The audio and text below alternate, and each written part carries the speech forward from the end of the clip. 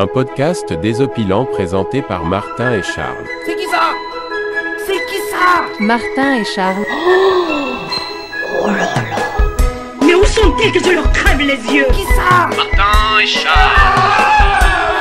Je commençais à me fatiguer. Y a pas quelques soissons avec de la bonne soivre, hein? Permettez-moi de vous préciser poliment que vous êtes de pauvres petits printus. Ces amuse-bouches m'ont mis en appétit.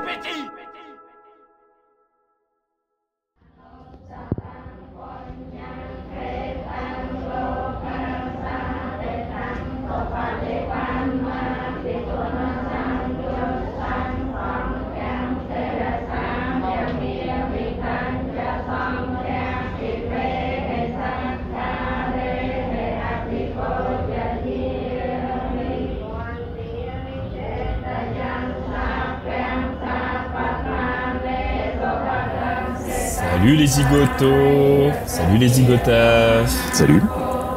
Salut. Comme vous pouvez l'entendre, Salut les zigotos. c'est l'heure. Oh.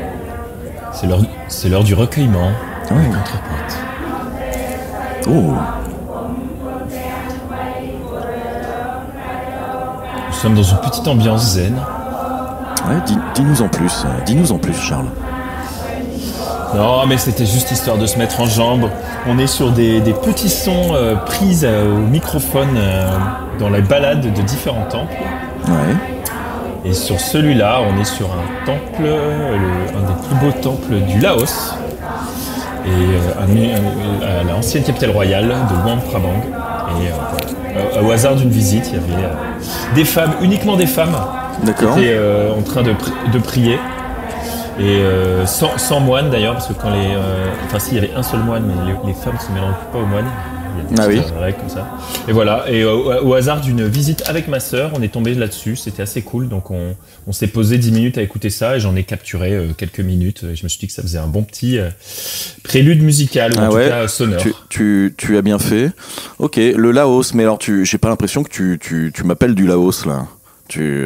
Ah non, là je t'appelle comme prévu, de BKK, de Bangkok, de Burger King. de Burger King Cock.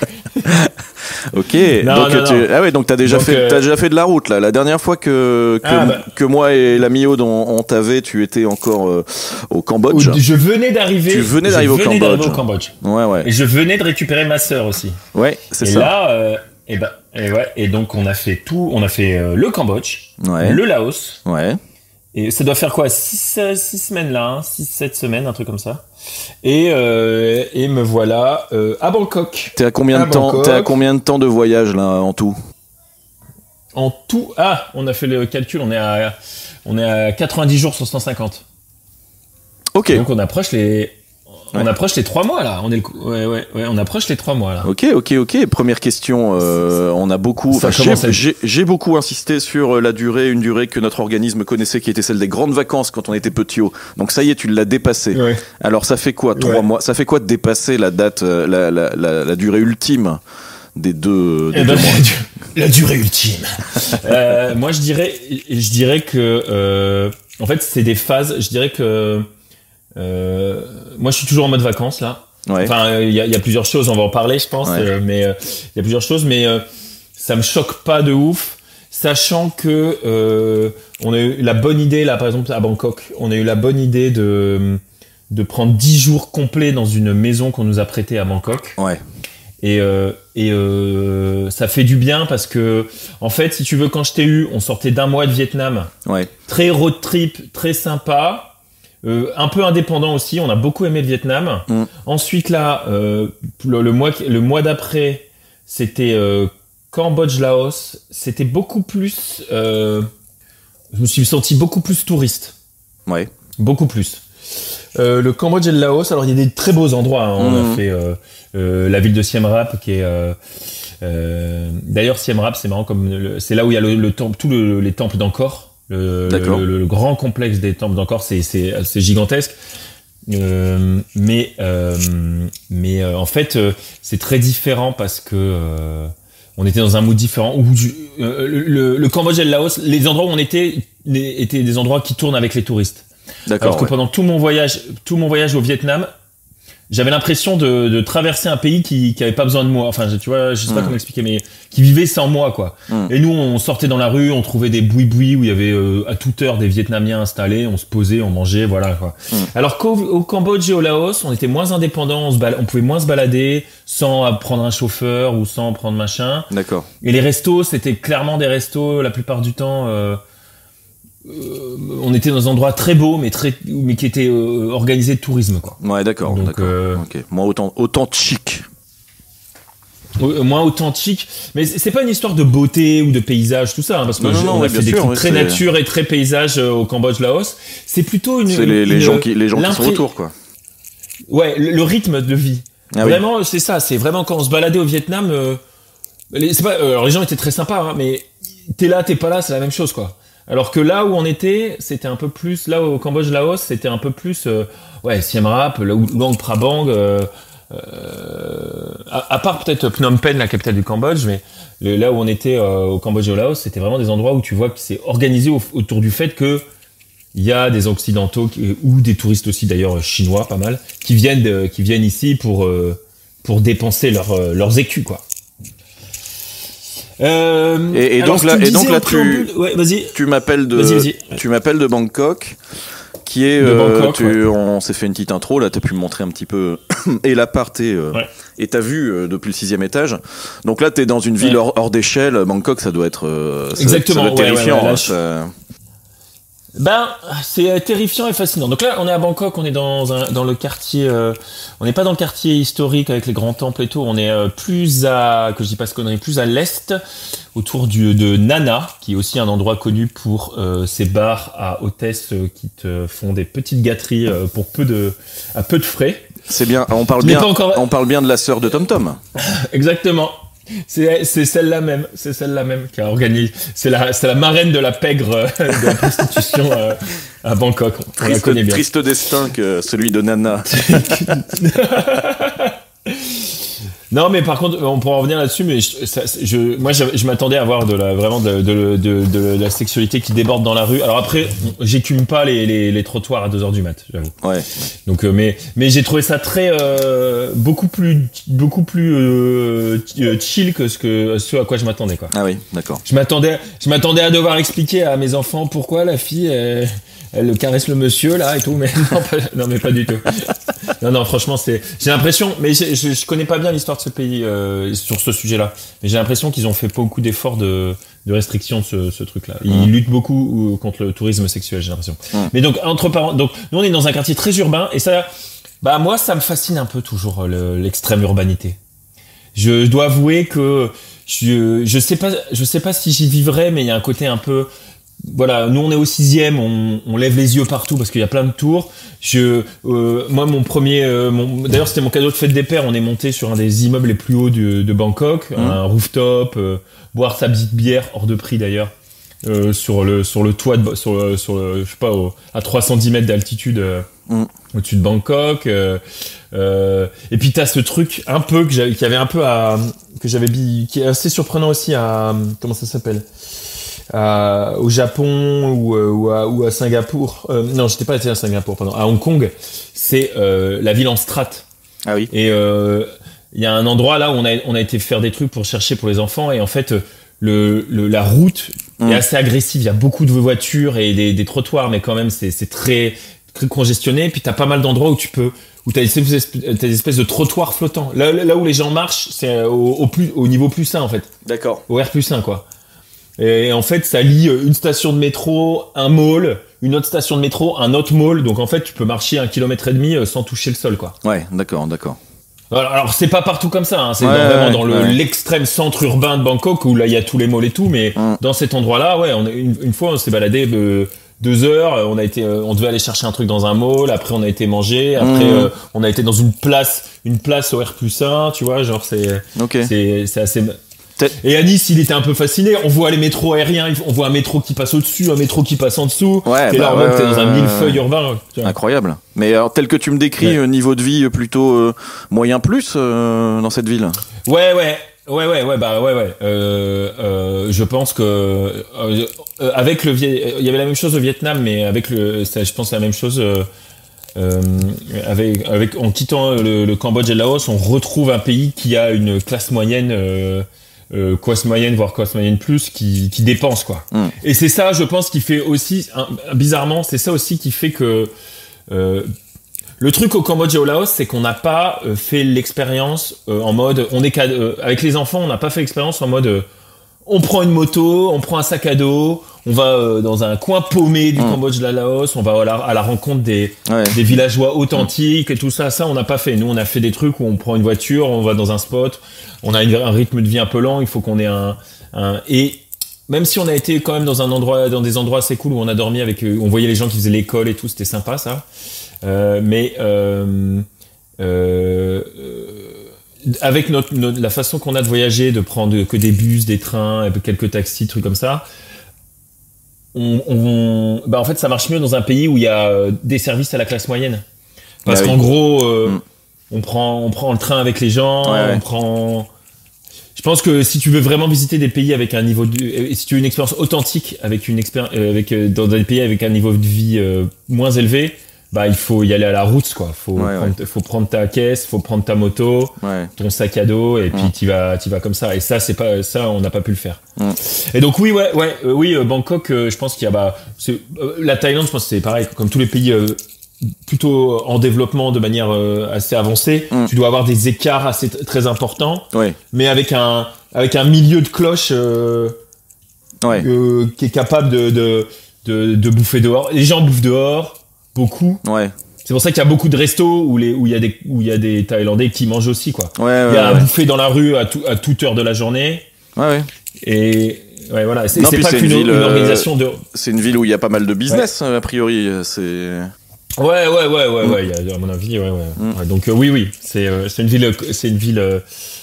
Alors cosmopolite, je sais pas parce que j'en sais rien de la. Ah ouais, ça m'évoque une petite réflexion que j'ai eue. Quand même, parce qu'on avait vu, je crois un métis black thaïlandais. Assez stylé d'ailleurs, ils étaient assez stylés les enfants et tout.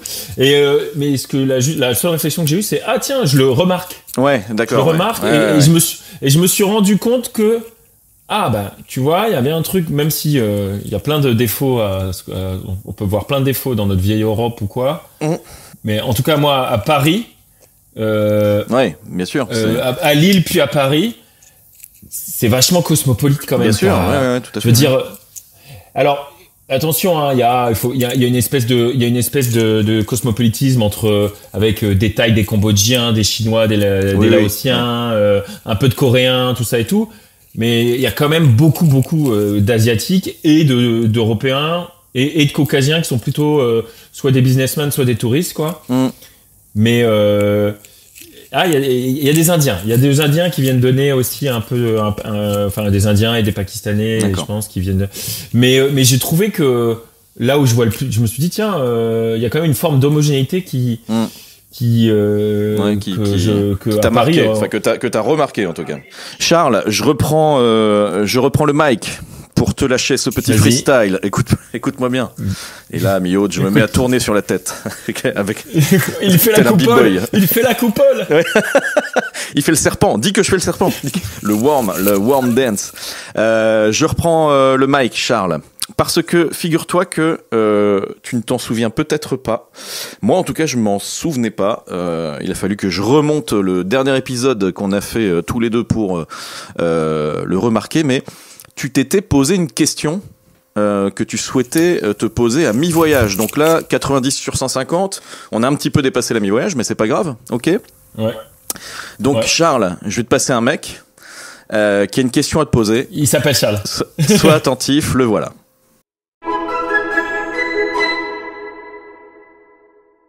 Écoute, salut Charles. On va dire qu'on a passé quand même les premiers jours de décompression, quoi. Il faut pas. Mais là, je t'appellerai à mi-voyage. Ouais, ok. Écoute, et j'espère que comment ça se passe l'appréhension du retour, quoi. Voilà, concrètement, je pense que si on est à mi-voyage, je crois que pour le moment j'y pense pas trop et que je m'en préoccupe pas trop, mais j'espère que c'est pas un sujet trop travaillant et j'espère qu'on n'est pas dans un conflit armé entre tous les continents et que je suis pas condamné à rester toute ma vie au Vietnam parce que à travailler dans un camp voilà. Ok. Et bah écoute, on va laisser la parole au Charles du Turfu. Alors, qu'as-tu à répondre à ce mec? C'est le clash. Ok. C'est un auditeur. Okay, je permets sur l'appréhension. Tu dis ce que tu veux, il écoute pas le podcast. Hein. C'est vrai. Ce fils d'up. Ok. Donc l'appréhension du retour. Alors, je pense qu'on va pouvoir bien discuter. Bah oui, là, je pense qu'on va pouvoir discuter ça tombe à pic à plusieurs niveaux. Ouais, il y a l'appréhension du retour d'un point de vue personnel, je pressens, et puis il y a aussi le contexte actuel. Et Dieu sait que voilà, j'avais du nez. Ce géopoliticien amateur a vu juste. Mais que veux-tu, même une horloge cassée donne la bonne heure 2 fois par jour. Alors, tu vas nous répondre dans l'ordre. Et j'avoue que quand j'ai retrouvé cette question, j'étais moi-même impatient d'avoir la réponse. Ouais. Parce que, pour rappel, ça tu ne t'en souviens peut-être pas, mais dans l'épisode avant ton départ, c'était une vraie appréhension. Hein. Tu nous avais dit que ton retour à la vie européenne, au climat européen et au fait de devoir se bouger les fesses pour refaire quelques moulas, ça t'inquiétait. Alors qu'en est-il à mi-voyage? Alors, on a dépassé la mi-voyage, mais je dois dire que alors ce sujet, j'appréhende, mais j'en suis pas encore à un niveau où j'ai commencé à mettre des choses à faire des choses pour le retour. Disons que j'ai passé les 2 premiers mois d'insouciance là-dessus, et là je suis en train de me dire il va falloir que je m'en occupe. J'y ai pensé un petit peu à 2-3 trucs, ça m'a quand même un peu.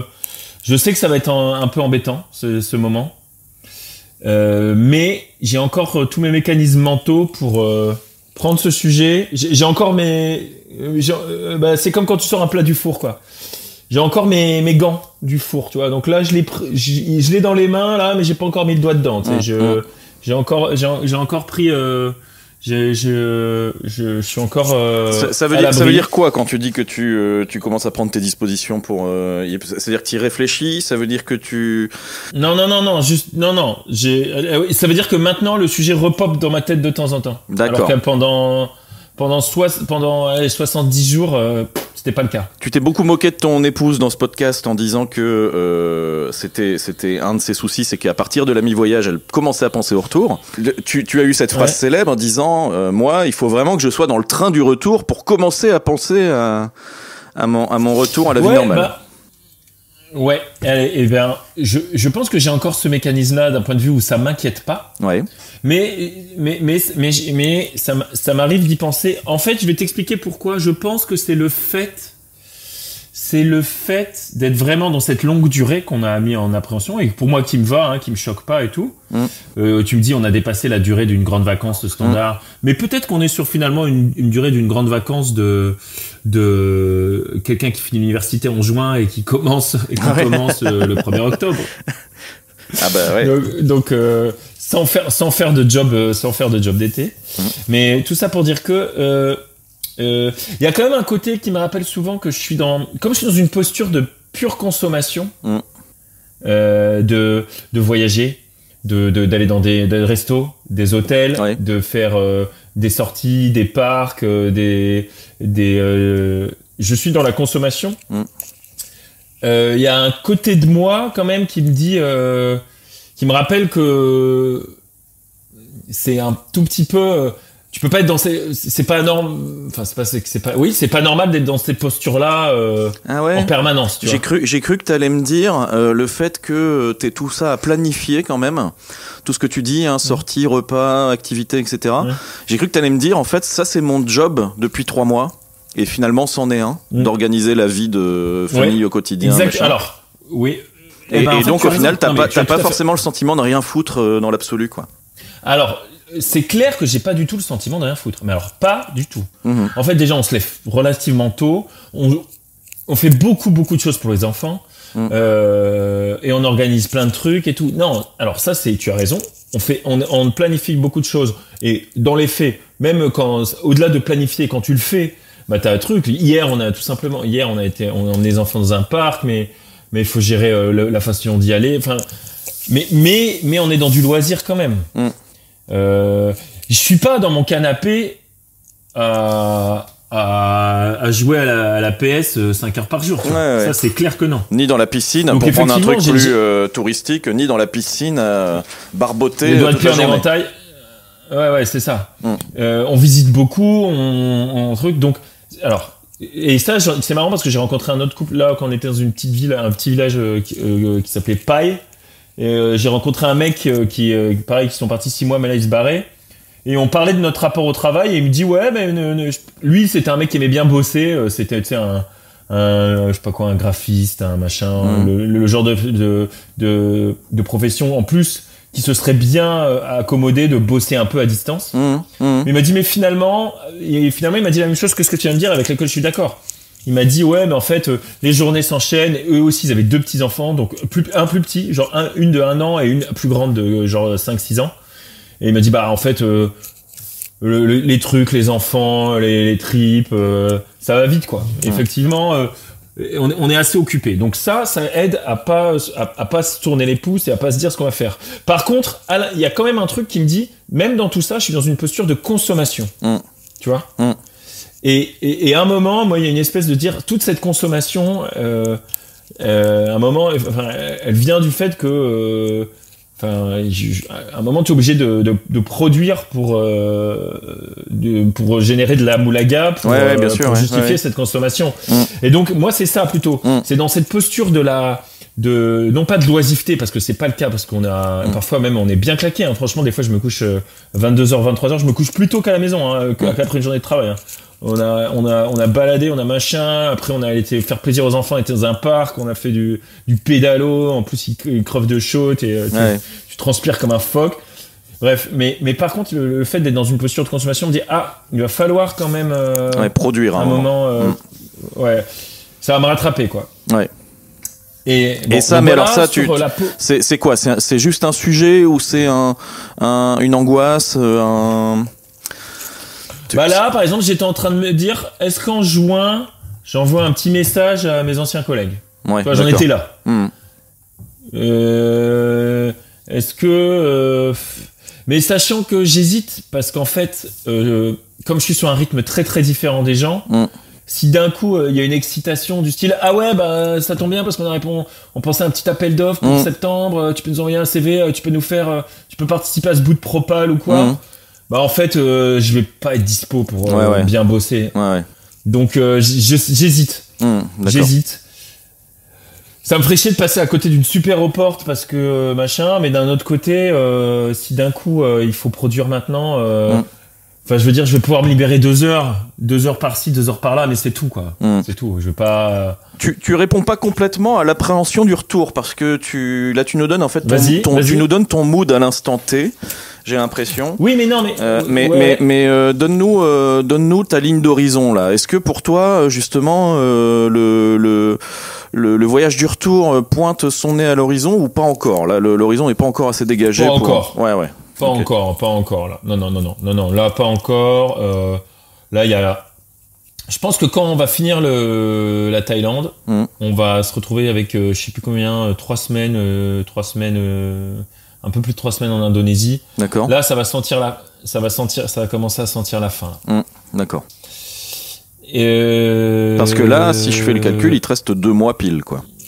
Eh ben, écoute, fin juin, fin juillet. Même moins que ça. Ah oui. Ouais, parce qu'on rentre genre un peu moins de 2 mois. Un peu moins de 2 mois.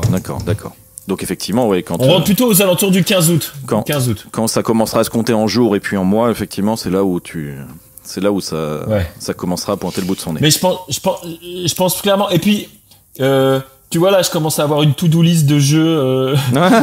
Alors tiens, on peut parler un peu de ça. Ouais. Je suis assez fier de pas trop geeker. De ta détox. Ouais, ça fait du bien. Ouais. Mais non seulement ça fait du bien, mais alors que j'ai quand même des petits jeux qui me prennent bien sur mobile. Ah ouais. Mais ce qui me change par rapport à mon quotidien, c'est que je joue un peu sur mobile et même un soir, de temps en temps, je vais jouer un peu trop, à me coucher à minuit, 1h du mat, à avoir geeké. Ouais. Mais la différence avec le fait d'être en vacances, c'est que le lendemain, je fais d'autres trucs et je pense pas à jouer. Ouais. Alors que je t'avais déjà raconté que quand je suis bien dans un jeu, typiquement, je pense que si je rentre, que je commence à bosser, mais que je me fais clair-obscur en même temps, je vais de temps en temps, pendant ma journée de taf, je vais penser à clair-obscur. Je dis putain, faudrait que j'essaye de faire ça, faudrait que j'essaye ce setup-là, tu vois. Alors que là, et en fait, ce truc de penser à un jeu que je suis en train de jouer en dehors de mes moments de jeu, je pense que c'est ça qui m'embête le plus, et c'est ça que je qualifie le plus d'espèce de petite intox aux jeux vidéo, c'est que j'ai des mini obsessions de jeux en dehors de mes périodes de jeu. Alors que là, c'est pas du tout, puisqu'en fait, je suis en train de visiter un temple, je suis en train de me balader, je suis en train de jouer avec les enfants. Je me dis pas, tiens, j'ai pas testé de construire cette arme là pour voir ce qu'elle fait. Tu vois, je m'en fous en fait. Tu vois, genre. Est-ce que t'as des bonnes recos je demande à la place de la mi-aude, mais parce que je suis preneur aussi. Est-ce que t'as des bonnes recos de jeux mobiles? Ce que j'ai fait, c'est que j'ai pris des vrais jeux. Ah oui. Qui sont sortis en version mobile. Et pour le moment, je ne joue qu'à 2 choses. Du coup, je me suis dit, c'est le moment de vrai. Je ne joue jamais vraiment sur mobile. Tu vois, toi, je crois que t'avais fait FF7 sur mobile, par exemple. Oui, mais avec. Mais d'ailleurs, j'ai hésité. Avec un dispositif manette quand même. Je l'ai pas fait. D'ailleurs, j'ai hésité à me faire un FF sur mobile, mais le problème, c'est que j'hésitais à faire un jeu que j'avais déjà fait. Ouais. Et donc j'ai fait un jeu de stratégie très connu qui s'appelle XCOM. D'accord. Qui est sorti sur mobile, une version très gourmande, genre le jeu est à 10 balles, 9,99 et machin, mais c'est vraiment un vrai jeu, d'ailleurs que j'avais déjà acheté il y a longtemps sur PC mais que j'avais jamais joué et que là je fais, c'est vraiment le jeu complet, le même, et l'interface, c'est un tactical et du coup ça se prête plutôt pas mal, mi-tactical, mi-gestion et ça se prête plutôt pas mal à une interface tactile. Et sinon, je fais un autre jeu qui est plutôt un jeu que j'aime bien, les jeux pas un vrai incrémental parce que mais Forager. Et c'est un jeu où tu fais un peu d'automatisation, où tu fais un peu d'exploration, bref, un peu en graphisme, comment il s'appelle, tu sais, 2D un peu grossière là, donc ça tourne bien. L'autre, il est graphisme 3D, il est un peu gourmand pour le téléphone, il le fait bien tourner quoi.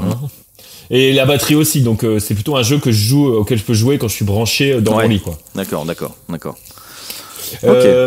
Mais donc à part donc je joue à là petit aparté, mais sinon je suis un peu détox J'ai lu pas mal aussi. Voilà, depuis 10 jours alors beaucoup de romans, du roman à un peu du roman facile à la au kilomètre quoi. Ça c'est assez cool. Et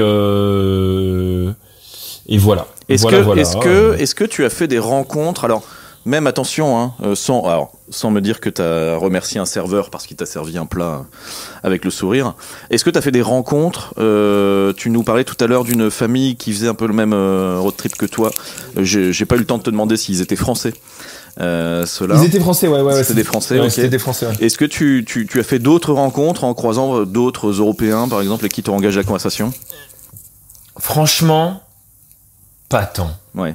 On a eu plusieurs fois des petites occasions de discuter avec des gens, et à chaque fois, je me suis rendu compte que ça me manque. Je m'en rends compte parce que à chaque fois que je rencontre des gens comme ça, on se tient chacun un peu la jambe. Parfois c'est eux, parfois c'est nous, mais ils se tiennent la jambe et on discute.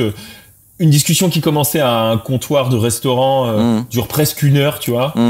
où la dernière fois il y avait des Néo-Zélandais qui faisaient un truc à vélo et nous on était posés à côté d'eux, on buvait et en fait on est resté 2 heures avec eux à discuter, à picoler des bières et tout. Mais ça va jamais beaucoup plus loin. C'est toujours des one shot, je dirais, des petits one shot qui durent 1 heure ou 2 max.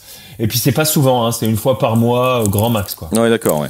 Donc c'est déjà pas mal de rester 1 heure ou 2 avec les bonhommes. Mais des trucs qui n'entraînent aucun follow-up. Il y a personne qu'on a croisé et puis 2 jours plus tard on leur a dit venez, on va au resto ou quoi que ce soit. Non. Aucun follow-up, rien du tout, quoi. Tu prends les numéros quand même? Non, même pas. Ouais, c'est ça. Ça, et puis il y a pas de gêne ou quoi, hein. Non, ouais. C'est juste, ça se met pas, ça semble pas, ça se met pas en place dans la conversation, quoi. Donc. Eh bien, est-ce que tes enfants se font des copains aux aires de jeu, même éphémères, hein, attention, c'est pareil, hein, je veux pas. Bah pas trop justement, pas trop. Mais après il y a un autre truc, c'est que par exemple hier on les a emmenés dans un parc, mais c'est une petite expérience ça, dans un parc, mais il y a beaucoup de parcs, donc un parc thématique, mi-aquapark, mi-machin. Là c'était vraiment la journée enfant. Ouais. On fait ça un peu ici parce que comme dans d'autres endroits c'est plutôt orienté soit visite, soit nature, quoi, soit balade forêt, montagne, plage. Plage c'est un peu plus kids friendly, mais soit temple. Là, comme on est dans un endroit très urbain avec beaucoup de services aux enfants, on leur fait plaisir, tu vois. Et là, sauf que là, hier, on est dans un parc. Mon gars, j'ai jamais connu ça. Un parc, il était vide. Ah ouais? Vide. Et il était, Et alors, il était en état correct, pas délabré du tout, mais un peu vieillot, mais ok, quoi. Mais par contre, surtout le matin, on y était à 10h. Alors peut-être qu'à partir de 14h, il y avait un peu plus de monde, mais franchement, entre 10h et 13h, tu faisais les attractions tout seul, enfin c'était super saisissant, cet énorme espace artificiel, 100% artificiel, qui est vide. Il y a quelque chose de surréaliste. Ah ouais. Et oui, et du coup il y a pas trop d'enfants en fait. Ils sont à l'école, quoi, aussi, en journée. Ouais, ils sont à l'école en journée. De temps en temps le soir ils en croisent un peu, ils vont jouer à l'occasion 5 minutes, mais en fait les enfants sont un peu timides, et puis ils sont deux, et puis ils sont à 2, donc ils suffisent. Et ils sont à 2, ils sont très autonomes, du coup ils jouent énormément à 2, ils se battent à 2, Non mais tu vois les trucs ils le font à 2, bien sûr. Mais est-ce que c'est un voyage qui aura renforcé significativement leur lien, ou ils ont toujours été clairement. Ouais. Ça clairement encore plus qu'avant. Non, ça puis ça c'est sûr. À 2 ils sont mais par contre le fait d'être partis à 2, et ils sont quand même très proches d'âge dans le fond, 2 et 4. Ouais. En fait Alma elle grandit, Anis donc ça fait qu'ils sont beaucoup que à 2. Ouais, d'accord. Et dans les parcs, les trucs comme ça, ils sont à 2, c'est clair. Ok. Et parfois même ils calculent pas trop les gens autour, quoi. Ouais. Bon. Donc Charles, pour l'appréhension du retour, c'est l'heure de. Vas-y. Ah pardon, tu voulais redire quelque chose là-dessus, parce que moi j'allais t'amener plutôt sur la deuxième partie de ton auto-question. C'est ça. Tu as une vision au mois de mars 2025 disant j'espère qu'on ne sera pas dans un conflit armé mondial opposant tous les continents. Hélas, je sais que tu regardes peu l'actualité, mais j'imagine que vous êtes aussi inquiet que nous. Je suis quand même. Voilà. Je suis plutôt du genre à regarder quelques titres. Coco. Ce qui est cool aussi, c'est que ça. J'ai Kautar aussi. C'est aussi des moments que je passe avec ma femme à discuter un peu de l'actualité des trucs. Parce qu'en fait, je me suis rendu compte qu'au quotidien, on le faisait moins. Elle et moi discuter comme ça de sujets. Et là, c'est cool. Petit aparté, je suis très heureux de reprendre du temps à bien discuter avec Coco. Et typiquement, je fais un tout petit aparté avant de partir dans le cœur du sujet. Ouais. En fait, là, dans cet appart où on est bien calé. T'as des balcons avec des trucs et tout. Et ben en fait, on se pose souvent le soir au balcon avec un petit soda, une petite bière et tout. Et une fois que les enfants sont couchés, on se cale, on discute et tout. Et c'est marrant, on a mis du temps à le mettre en place. Et même si on aurait pu le faire un peu sur certaines chambres d'hôtel ou pas, on le faisait pas trop. Et je pense que ça manque aussi un peu ça nous a manqué un peu le fait d'être calé et tout. Donc là, c'est bien. Tu veux dire d'être Posey, qui est notre sponsor. On remercie les vêtements Posey. Posez-vous avec un sweat Posey. Posey.be. Alors, donc oui, d'accord. Posey avec Coco. Nickel. Et du coup, on discute. Et en fait, et en plus, il y a eu des sujets d'actualité qui nous ont pas mal fait discuter ensemble. Et voilà. Et donc, écoute, compliqué, hein. Compliqué. Ah oui. Donc là, tu arrives sur la situation. Bon, d'accord. Ouais. Bon, de toute façon, t'as vu que là, on est entouré d'un certain nombre de tarés, certains plus que d'autres, mais ça. Mais bon, il y en a quand même une belle brochette. Il y en a quand même une belle brochette. Alors, ça fait un moment que ça pète, etc. On rappelle à l'ami Haute que là, on enregistre le 24 juin. Donc, l'un des événements marquants a été le soir du 21 juin. A-t-il fait ça en hommage à Jack Lang ? On ne saura jamais. Mais Donald Trump a décidé d'envoyer quelques missiles sur nos amis iraniens, ce qui a priori déclenche quand même quelque chose d'un peu grave, c'est l'entrée en guerre des États-Unis. Donc c'est un conflit qui devient transcontinental, qui peut inquiéter. Notre ami Macaron, lui, ne sait pas trop sur quel pied danser. Enfin, en tout cas, prend des décisions qui semblent. Là, je te donne la tonalité française. Il prend des décisions qui sont impopulaires ici, c'est-à-dire de ne pas dénoncer les attaques d'Israël, mais plutôt de dénoncer les attaques de l'Iran. Voilà, il y a tout ce désordre là qui fait que effectivement on est dans quelque chose d'instable et d'un petit peu inquiétant. Alors que pour autant, ce qui était assez étonnant vu d'ici, puisque les médias traditionnels évidemment ont pas eu cette lecture là, mais si tu veux, sur les réseaux sociaux, le 21 juin, tout le monde fêtait la musique. Tu vois, les stories Insta n'étaient que des mecs bourrés qui chantaient dans la rue. Et ça, c'était jusqu'à 4h du matin. Et par contre, toutes les stories à partir de 10h, 11h du mat, quand les gens émergeaient, c'était la catastrophe. Donald Duck a pris la décision du pire. Donc bon, voilà, climat en France un petit peu anxiogène. Ouais, un petit peu anxiogène, ouais, tout à fait. En plus de ça, on a là je vais parler à titre perso parce que c'est quelque chose que je vois moins, mais on est dans une canicule en ce moment, on est dans un climat caniculaire en France. Là, tu vois, il est 9h05 à l'heure où je te parle. Il fait déjà 27 degrés en Normandie. Donc c'est depuis un peu plus d'une semaine, on a droit à une canicule plutôt sévère. Et c'est vrai que ça interroge aussi sur, tu t'en doutes, la question, le climat, voilà, les questions climatiques, les questions d'un futur plus si lointain, puisque les climatologues nous rappellent qu'en 2050, a priori, on sera sur un été froid actuellement, et que les 30 degrés dont on se plaint, ce sera plutôt du 40. Et que à Biarritz ce sera plutôt du 45. Est-ce que ça c'est quelque chose que tu ressens? Toi tu en discutes. Alors effectivement tu avec tout ce que tu m'as dit et tout ce que tu m'as décrit, j'imagine que t'es plutôt t'es dans déjà un climat familial de manière générale et un petit peu dans une bulle, mais ce qui est très bien, hein, parce que je pense que le climat anxiogène c'est avant tout dans nos têtes.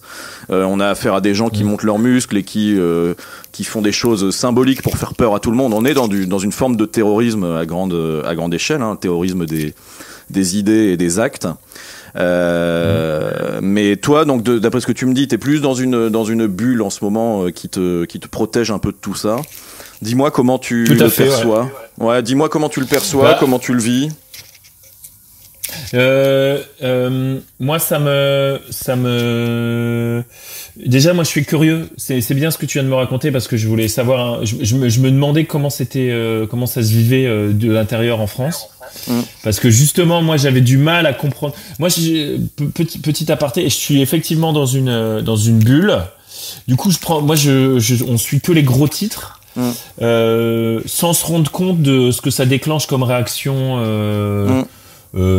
Sur tout le spectre médiatique français d'ailleurs, hein, tu vois, alors que quand bien même je suis pas super connecté, je sais à chaque fois quand il y a un petit fait divers en France ou international comment c'est vécu par par la bolo band, comment c'est vécu à gauche, comment c'est vécu par la macaroni.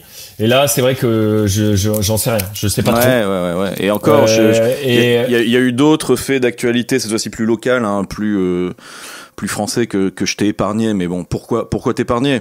Entre potes, c'est aussi le moment où on n'épargne rien. Il y a un fait d'actualité qui était assez marquant et qui a bousculé Internet. Alors peut-être que tu l'as vu passer quand même. Vas-y. L'Assemblée nationale essaye de légiférer, de réglementer l'utilisation des réseaux sociaux, notamment. Oui. Tout à fait, notamment. Oui, j'ai vu. Non seulement j'ai vu. Donc tu as vu. Mais je me suis maté des auditions parce que c'est arrivé en trend. C'est arrivé en trend sur YouTube et je me suis maté des auditions complètes. Notamment celle de tous ces manches caca que j'aborde. J'étais très heureux.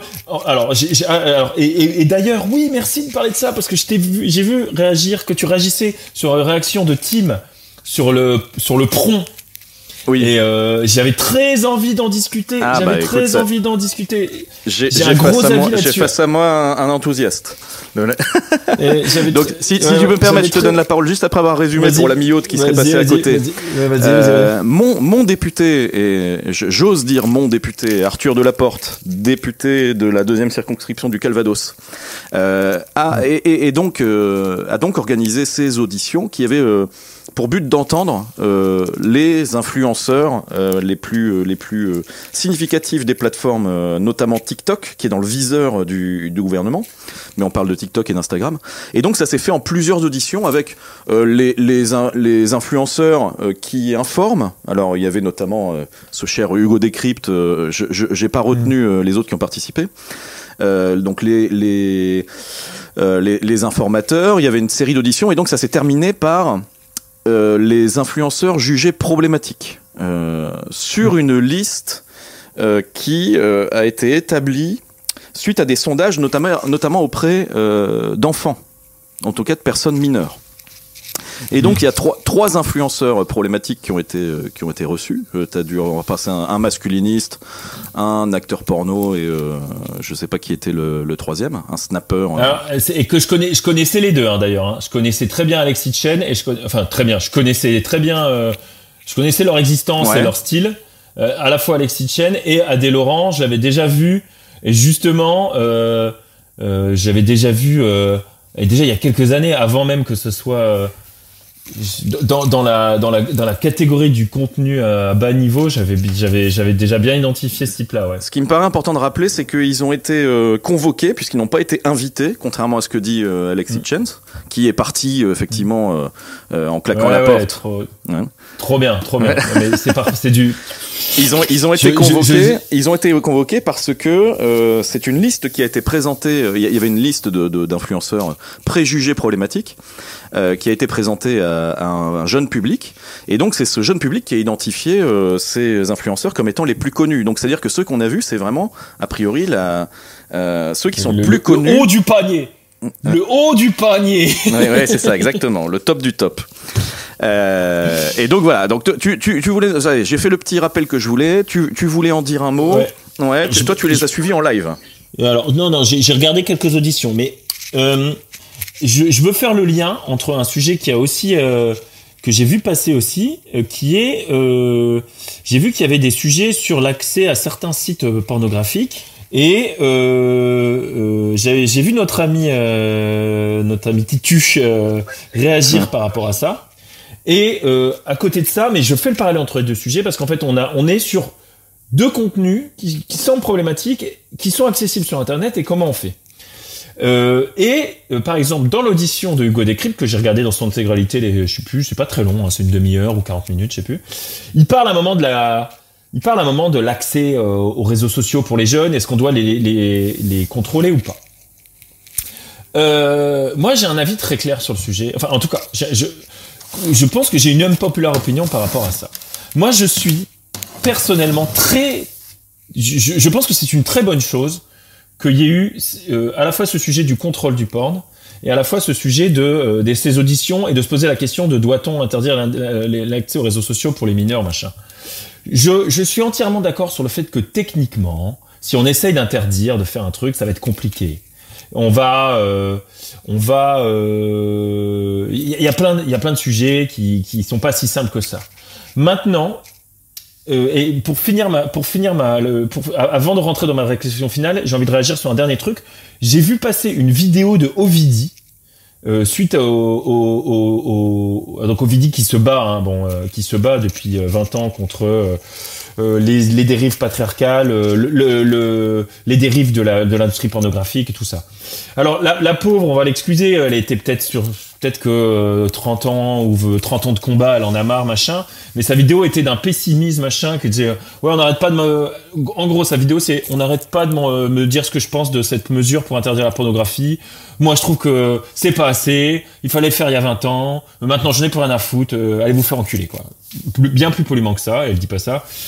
Mais peut-être, moi, je suis pas dans la lutte depuis 30 ans. Alors, je suis pas et puis je conçois totalement que les vrais militants soient désabusés au bout d'un moment et aient besoin de machin. Donc, je vais pas revenir là-dessus. Mais moi, je trouve au contraire que c'est une très bonne chose qu'il y ait des lois qui se mettent en place, quand bien même ces lois soient difficilement applicables ou mal appliquées.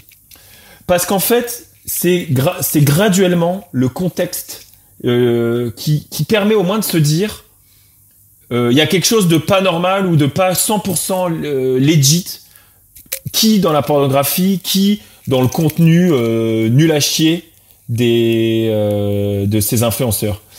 En fait, si tu dis rien du tout, et si la loi ne dit rien du tout, tu renvoies aux responsabilités individuelles, parentales ou autres, de dire « Ah, mais moi je trouve que ce contenu-là, il est délétère quand même. » Et on peut te dire « Ouais, mais ça, toi, t'es un vieux con, t'as rien compris. C'est ça la modernité, c'est ça la réalité. Tais-toi, t'es has-been, quoi. » À partir du moment où on dit, et j'aime bien faire ce parallèle avec la cigarette, à partir du moment où on dit on fume plus dans les lieux publics, c'est interdit. Évidemment que il y a toujours des ados qui vont acheter des clopes en scred, il y a toujours des jeunes qui vont fumer en scred dans le jardin de leurs parents. Mais 20 ans plus tard, la loi est 20, personne peut te dire je peux fumer tranquille, c'est normal, ça me pose pas de problème. Le fait que tu mettes que tu mettes un focus de la légalité, même si c'est mal cadré, même si c'est que certains sites, même s'il suffit d'un VPN pour faire le tour, ça c'est pour le porn, et puis pour les influenceurs, même si tu dis si la loi dit c'est pas normal que Alexis Chen ait ces propos-là, quand bien même on peut pas le museler, on peut pas l'interdire, j'en sais rien. Eh ben, tu fais un contexte où les gens peuvent pas se dire yallah, c'est normal. Il y a toujours des gens qui vont se dire ouais, en fait c'est pas si bien et c'est interdit, on le fait quand même, mais on sait que c'est interdit, et si c'est interdit, c'est pas juste pour le plaisir que ce soit interdit. Ça va créer un truc où bon an mal an, même que pour 40 ou 30% des users, ils vont peut-être se dire réflexivité, il y a peut-être une modération à avoir sur ce genre de contenu. Voilà ce que j'en pense. Ok, intéressant et particulièrement clair. Savais-tu que depuis les sites ont été réouverts en France? Simple. Ouais, certainement. Ouais. Certainement. Parce que le supposé débat, c'était pas vraiment orienté là-dessus, c'était plus de dire il va falloir se connecter avec limite France Connect pour accéder à ces sites-là, et les gens disaient attention, fuite de données, flicage, etc. Bon. C'était plus sur ce thème-là. Après, je t'avoue que là, je m'en suis plus moqué qu'intéressé. Par contre, sur la question des influenceurs, en fait, moi, ça me donne envie d'avoir une espèce d'ouverture sur le climat dans lequel évoluent les gens qui ont 20 ans aujourd'hui. J'accueille à l'entreprise une stagiaire qui a 20 ans. Du coup, on en discute parfois, et des auditions, et de la guerre, et du climat, etc. Le 21 juin, il y a eu un grand appel sur les réseaux qui a évidemment été dénoncé et très surveillé, mais des appels à charger des seringues pour faire des piqûres sauvages dans les foules à la fête de la musique. de la part de mascus qui se sentent plus pissés. Enfin voilà, je sens bien qu'il y a une forme de découragement là chez les gens qui ont 20 ans aujourd'hui, à se dire putain mais où on va quoi, entre le réchauffement climatique, les fous dingues qui se bombardent les uns avec les autres, les mascus qui sont complètement hors des réalités de la vie en collectivité. Enfin voilà, moi je voulais ouvrir là-dessus disant j'aimerais pas avoir 20 ans aujourd'hui parce que l'anxiété je la ressentirais je pense plus. Ah, ça fait bader ça ce que tu dis, ça fait bader, je comprends. Et d'ailleurs je rejoins je comprends et j'ai oublié de dire ce petit truc quand même. C'était aussi ce que disait Ovidie dans son message. Ce qu'elle disait, c'est ceux qui ont 20 ans aujourd'hui, ils sont... Parce que c'est vrai que moi je me disais, j'ai grandi avec du porn et j'ai pas l'impression d'être complètement détraqué. Mais peut-être que j'avais pas le même niveau de porn, la même facilité. C'est vrai que les premiers, quand on était à l'ado, on galérait pour avoir... déjà pré-ado, on galérait pour avoir 3 images vite fait coquines, tu vois. Et puis après, le fait qu'on avait tellement galéré à obtenir ce contenu, on pouvait pas se dire que c'était normal, tu vois. Oui. Est-ce que non mais alors, c'est là où j'ai très bien compris ce que tu nous as dit. Non mais ce que je veux dire, je pense que tu as raison. Ton parallèle avec la cigarette, il est malin parce qu'on est exactement dans le même délire, ou même l'alcool avant 18 ans. Avant 18 ans, c'est une forme de délinquance, de gentille délinquance, de rébellion. Tout le monde s'accorde à dire que il faut bien que jeunesse se passe et ok, le lycéen de temps en temps il va aller acheter son pack de 1664 et le lendemain il sera malade et ça lui filera une bonne leçon. Mais l'alcool l'alcool c'est vachement bien comme parallèle parce que pendant toute sa vie et encore maintenant j'apprends mon comportement par rapport à l'alcool. J'ai eu mon comportement, alors moi j'ai eu mon comportement ado où j'ai fait 1 ou 2 conneries. Après étudiant où j'ai eu une découverte. J'ai eu l'appréhension de l'alcool dans le monde professionnel en commençant à travailler où je me disais tiens c'est marrant, je peux boire un petit peu tous les jours. Est-ce que je le fais? Est-ce que je le fais pas? Est-ce que je me limite et tout? Mais je sais pas si tu te souviens on avait eu quand même un moment un peu cacophonique sur le Dry January qui arrivait en France. Et où il a fallu que Macron prenne position officiellement en disant le Dry January c'est pas notre culture, nous c'est le petit verre de rouge le midi. Et forcément tollé de toutes les assauts de prévention. Enfin bon voilà, un petit moment de beaufry. Est-ce que tu as vu que quand tu étais au Vietnam, enfin t'étais peut-être au Cambodge à ce moment-là, mais Emmanuel Macron est venu te visiter? Il a atterri au Vietnam pour une visite diplomatique et il y a eu un buzz lors de cette visite. C'est que, alors si tu l'as pas vu, je t'invite à aller le voir. À la sortie de l'avion, il s'est fait gifler par Brigitte et ça a été capté par les caméras du monde entier. Donc tu peux aller voir l'atterrissage de Macron au Vietnam. Ouais. Donc ça, je vois que ça n'a pas fait les gros titres. Alors, je propose un cut au montage et je vais aller voir instantanément cette pépite. Le petit jingle, c'est parti. De retour sur Entre Potes. Je viens de regarder ça. Pour vous, ça a duré rien. Pour moi, juste le temps de regarder ça. Non, j'avais pas suivi ce petit fait divers de ce petit. Genre, j'appellerais ça plutôt une espèce de petite chassée dans la bouche là. Ouais, c'est un truc effectivement, c'est un truc de chat un chat qui t'attaque dans l'escalier quoi. C'est. C'est ça. Un coup de griffe. Un coup de griffe de la en fait, ça a fait parler. Je te dis pourquoi ça a fait parler. C'est assez marrant. C'est que la première réaction de l'Élysée, ça a été de dire c'est de l'IA. C'est un montage IA. Sauf que à ce moment-là, on a commencé à avoir plusieurs points de vue caméra. Donc l'IA, ça a commencé à devenir un peu faible comme argument. Donc ils ont dit non, c'est une chamaillerie, c'était pour rigoler. Ah bon, c'est plus de l'IA. Non, c'est plus de l'IA, mais c'était pour rire. Bon bref, donc voilà, il y a eu. Mais du coup, quand t'as menti la première fois. Ah oui, voilà. T'as menti la première fois, on peut plus te croire la deuxième fois. Et ouais. Charles, on arrive à 2 choses. On arrive à la fin de l'épisode. Ouais. Et on arrive à la fin de la saison. Charles, C'est la fin de la saison 2 d'Entre Potes. On va on va arriver quand on reprendra en septembre. Enfin, si tu le veux bien, tu vas me dire si tu veux continuer à assurer ce format. On va arriver dans une foultitude de nouveaux podcasts puisque le Floodcast s'étant arrêté. L'intégralité de la scène de stand-up parisienne a décidé de lancer son podcast pour récupérer l'audience. Voilà, l'audience. Donc, on se reprochait déjà, il y a maintenant 2 ans, on se reprochait déjà d'arriver avec notre podcast à nous parmi d'autres podcasts, certains mieux, certains moins bien, mais en tout cas dans une scène qui était déjà un petit peu engorgée, overcrowded. Voilà. Et on va revenir en septembre dans quelque chose d'encore plus dense, mais avec un avantage certain, c'est que nous aurons l'expérience de la saison 3. Est-ce qu'il y aura une saison 3, Charles? Ah bah pour moi, oui, avec grand plaisir. Évidemment. Est-ce qu'il faut changer le format? Est-ce qu'il faut être peut-être plus, je sais pas. Moi, en tout cas, saison 3, oui. Pour moi, le sujet de format qu'on pourrait avoir à trancher, c'est de faire des épisodes d'une demi-heure pour que on en ait un par semaine. Voilà. Ça pourrait. Ça pourrait être pas mal. Mais il s'agirait alors de trouver un nouveau petit format. Là. Ouais, c'est ça. Un nouveau rythme, je veux dire. Ouais, tout à fait.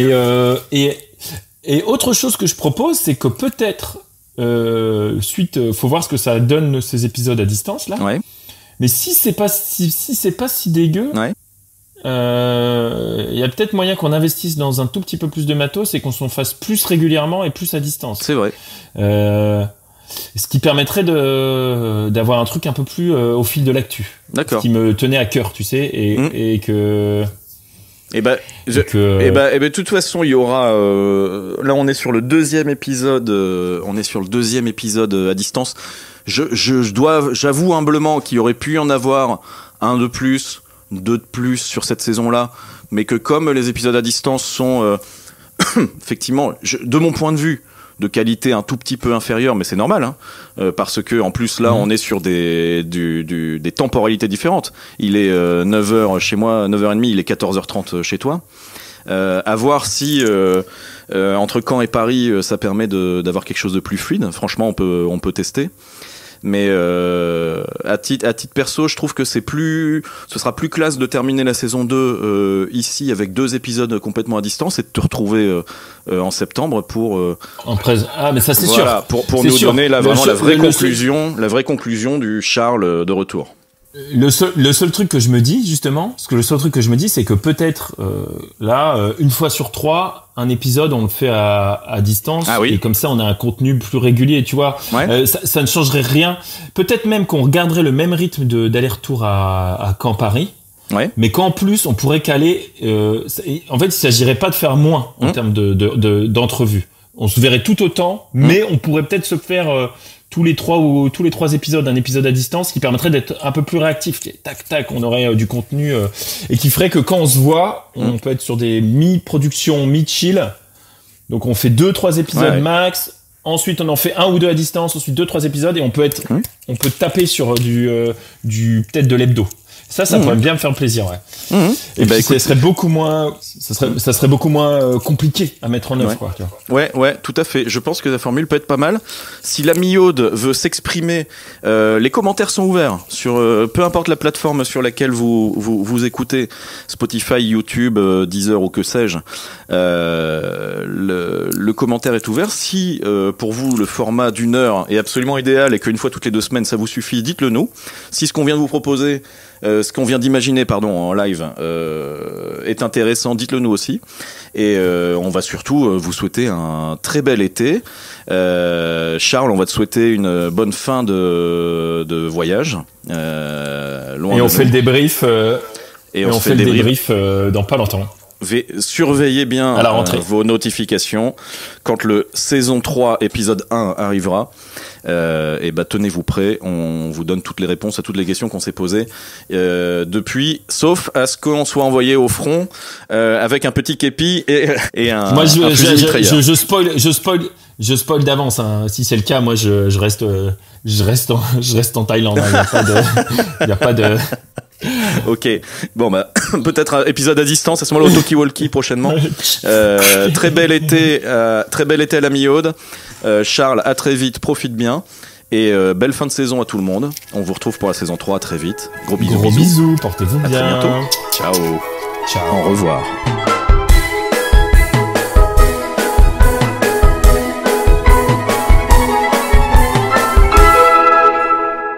Alors ça, c'est du bon Minervois.